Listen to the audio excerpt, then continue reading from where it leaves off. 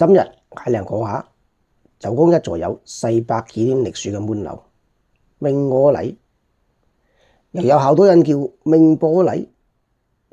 不過我哋打計周公現生嘅史料入邊，暫時冇揾到書寫明波禮嘅相關文著記載。我哋訪問過一啲已經自細離開周公80歲以上嘅鄉親，佢哋都係叫明波禮。究竟咩時候咩原因明我禮變成明波禮呢？知道嘅聽眾可以留言過我哋。明我禮滿樓大計南方上南村新豐二代，滿樓始建於明萬曆年間，清光緒癸卯年重建，公元2022年再重修。呢座係周公現存歷史最悠久嘅滿樓，原先係青磚牆體，波浪山牆，博古井，有花鳥同埋人物故事壁畫、灰塑、磚雕。滿樓闊5米，深4.55米，高5.8米，前檐5米。滿額石刻明我禮3字，由潘少漢所書，刻柱闊33厘米，高43厘米。滿樓就是冇對聯，家下副對聯：周曲許林，幾竇滄桑懷子禮。山巒起伏，帝陵人傑育英豪。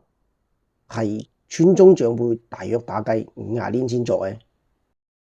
明我呢兩個字詞源嘅解釋係：貴者之馬，以育為聲，行則作響，謂之明我。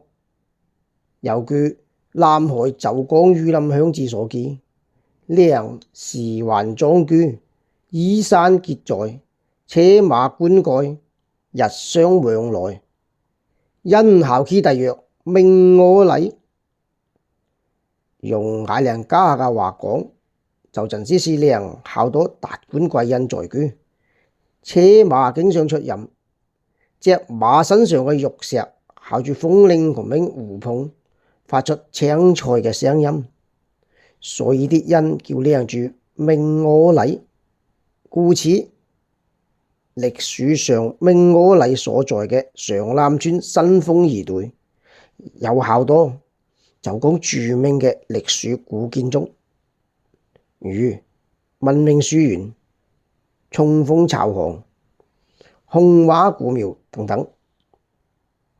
大計明我禮滿樓隔籬有一座外上貼嘅白色梟形磚嘅建築，家下主廠房，相信係周公好多70後、80後乃至90後嘅青春回憶。陣時可能係周公最大嘅室內木地板滾軸溜冰場，名叫創意溜冰場。踩雪屐、踩老乸係當時比較流行嘅運動，人氣效發表，係一屆俾人跌低、俾人爬起身嘅具象化嘅地方。你仲記得你好過邊個隻手，又比邊個好過手呢？今日先講到呢樣，許林娘娘有故講，講周公話，聽周公故，多謝大家。